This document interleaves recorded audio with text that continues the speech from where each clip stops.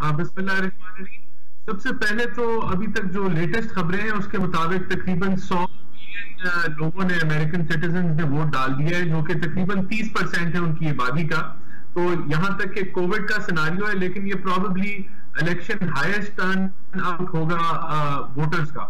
और जहां तक कौन जीतेगा, ये काफी क्लोज इलेक्शन है, जहां अभी तक तो यही नजर आ रहा है कि बाइडेन को थोड़ी सी एज है। लेकिन क्योंकि इनका जो वोटिंग है डायरेक्ट वोटिंग से नहीं होता, ये इलेक्टोरल वोट्स क्यूमुलेट होते हैं, तो ये अभी तक एक मिस्ट्री ही है कि कौन जीतेगा। Biden is leading.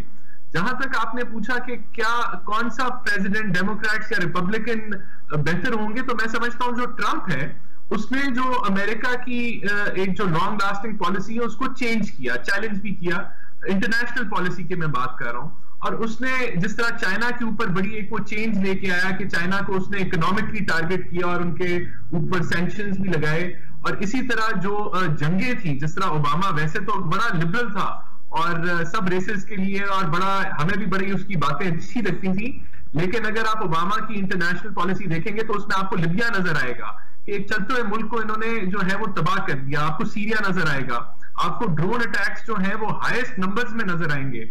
लेकिन उसके कंपैरिजन में जब आप ट्रंप को देखते हैं तो ट्रंप की बातें और जो है वो तो बड़ी सख्त होती हैं, और वो उसकी शायद अपनी जुबान पे इतना कंट्रोल नहीं है, लेकिन जो उसकी इंटरनेशनल पॉलिसी है उसमें हमें इतनी एग्रेशन नहीं नजर आती। उसकी क्या वजह रही है? वो ये रही है कि ट्रंप ने इकोनॉमी के ऊपर देखा कि मैं फोकस करूं, ये ट्रिलियंस ऑफ डॉलर्स हमारी वॉर के अंदर जाती हैं, तो यहां उसने ब्रेक लगाई। और अफगानिस्तान पॉलिसी जो पाकिस्तान से डायरेक्टली रिलेटेड है, उसको अगर हम गौर से देखें तो ये ट्रंप की पॉलिसी थी कि हम इधर से पुल आउट करना चाहते हैं, और वो बड़ी तेजी से इसके ऊपर प्रोग्रेस कर रहा था। और उसने पीस टॉक्स को भी इनिशिएट कराया जो करंट गवर्नमेंट है और जो तालिबान है उनके दरमियान। तो अगर ट्रंप नहीं आता तो ये जो प्रोसेस है अफगानिस्तान से पुल आउट करने का, ये स्लो डाउन हो जाएगा, क्योंकि बाइडेन की और ओबामा की इतनी ये पॉलिसी नहीं थी कि हम वहां से पुल आउट करें।